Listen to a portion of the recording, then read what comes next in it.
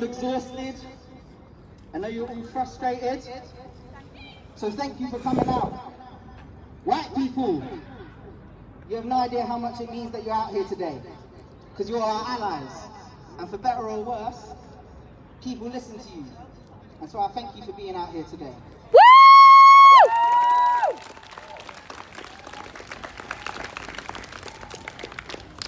On that note, I've been so tired, man. I want to lash out in pain and frustration. I want to delete people. I want to tell them to F off. I want to tell them to not talk to me. But I can't, because I know that's not how this works. I've been trying to talk to people. I've been trying to share and trying to educate. It's funny how you see when people respond. I play for a local sports team, got about 60 of us. We're all a family, that's what they tell me. We're all brothers, that's what they tell me. A couple of them message me. A couple of them out here telling me that they can't listen to me no more. And they're deleting me. So people reveal themselves. But that's not a reason to give up, you know. I was added to a Warrington forum group on Facebook a few days ago. And I just said, F it, let me just post, let me just try and talk. Let me have a conversation with people. I've been having some great conversation with people. This is my sign, right? Black Lives Matter. Let me change your mind. You'll be surprised how many people are willing to listen to you.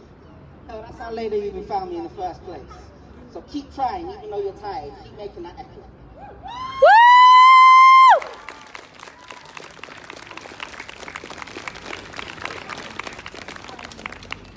Now I know some of you are going to get this and some of you won't, and that's okay. But if you know what I'm saying, I'd like you to say it with me. Because every time I get a mic in my hand, I have to say the same thing. God is good. All the time. And all the time, God is good. You don't need to be religious. That's okay. It's just something to share because that's what empowers me.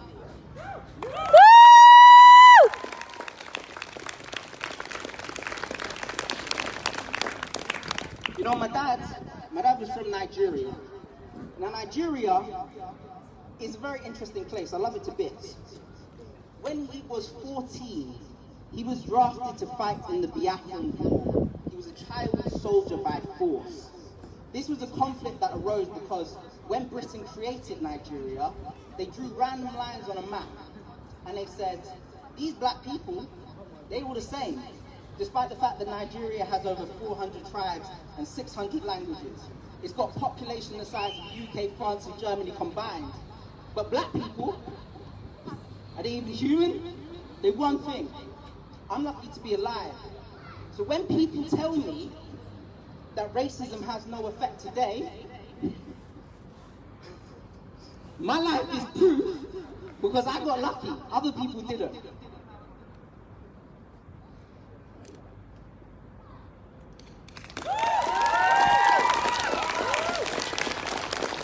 Go on, Josiah.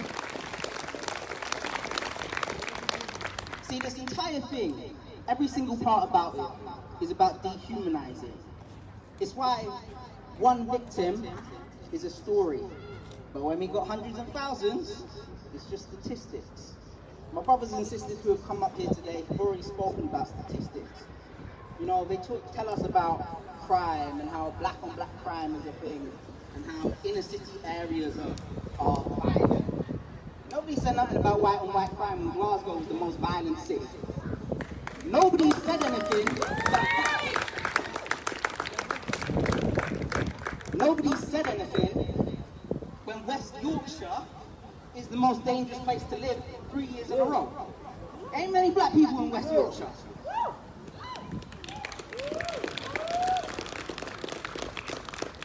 It turns out, when you provide poor education and high poverty rates and high unemployment rates, that people commit more crimes.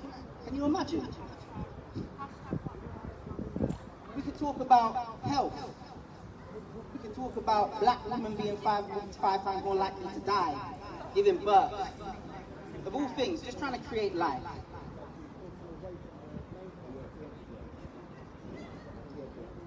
We can talk about the ongoing pandemic.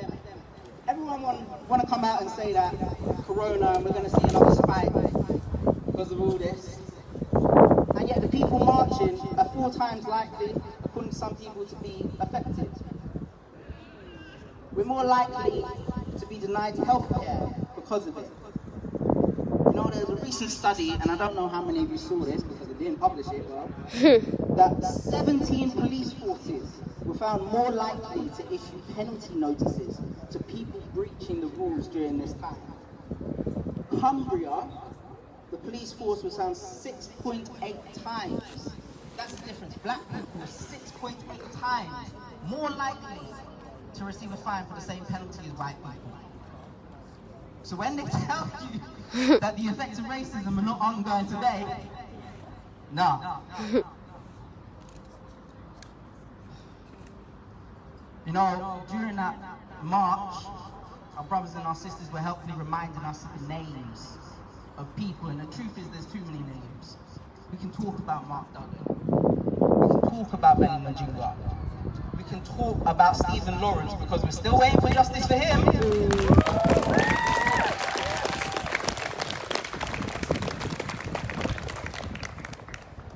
But I also know that many of us have many personal stories and names which were not talked about. We have mothers and aunties who worked for the NHS for decades, only to be deported. We have brothers who are powerful and peaceful, but when the police come to talk to them, they just see them as a threat. Everyone wants to tell us that things have changed because, you know, there's social mobility. And we've got rich black footballers. Have you ever noticed that we have rich black individuals, but we don't have rich black neighborhoods? Woo!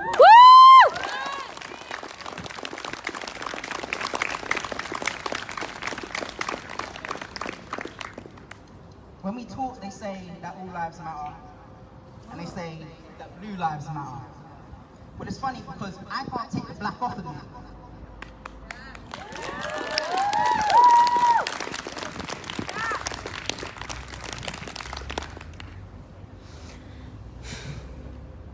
I can't take the black off of me, but I damn sure know that black people try.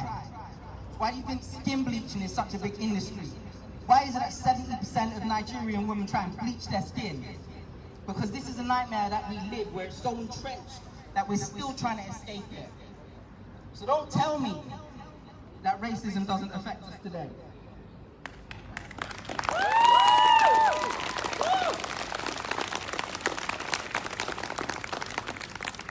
You know, it's funny, every time somebody says to me that we're all flesh and blood and we all bleed the same, the first thing that comes to my mind is that sure, we bleed the same, but we bleed in a lot more than you right now.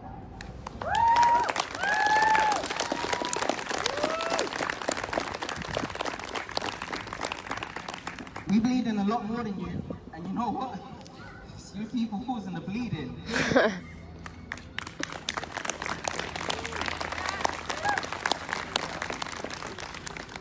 How is it that I am supposed to communicate to people that the experience of an African man in this country is different from that of a Caribbean man? That the experience of an African in America is different to that of an African American? That there is a difference between the experience of a black British person and a black American person. They're still stumbling on Black Lives Matter.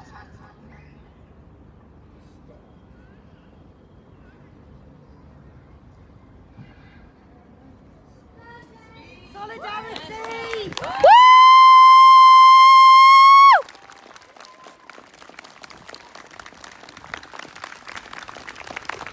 You know, one of the blessings about today, and one of the good things to come out of this, is I'm seeing a lot of powerful black women around you.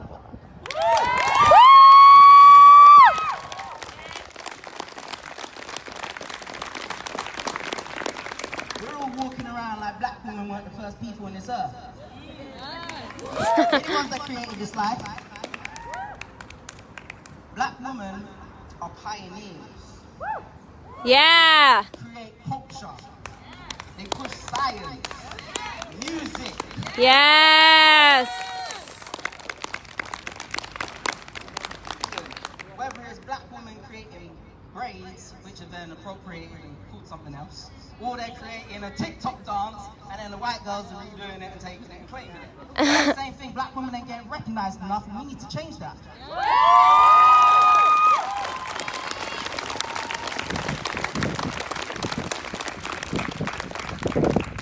Just ask you a quick question, black women. Have you ever been called aggressive? Yes! Bossy? Yes! Okay. Well, we need to change that, you know. We need to change that into tenacious. And outstanding. And brilliant.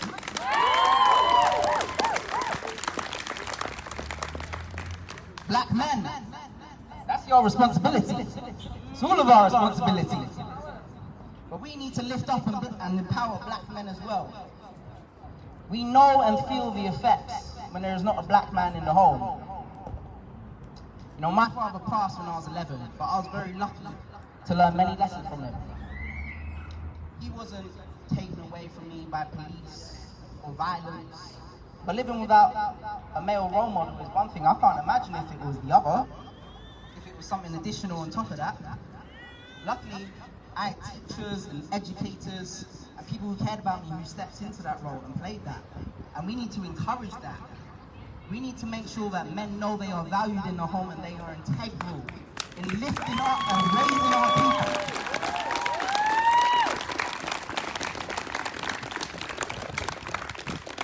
So please, it's time, black men, it's time to redefine what it is to be a black man in this world.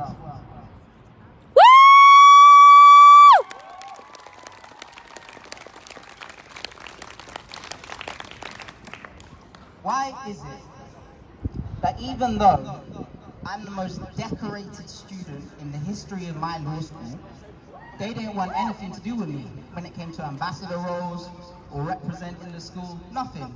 But my white peers, who did well, but, and to be honest, nothing on my level, they were center stage. Why is it that when I want to play a video game, something basic, I still can't create a character that looks like me?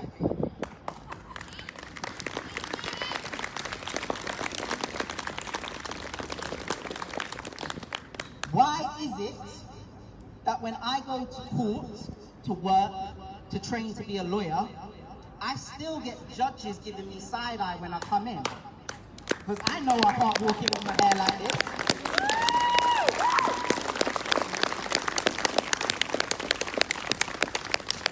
And why is it, and this is something I know that fellow black people have been through, why is it for the better part of 3 decades, I still have teachers and colleagues and friends who can't be bothered to learn how to pronounce my name?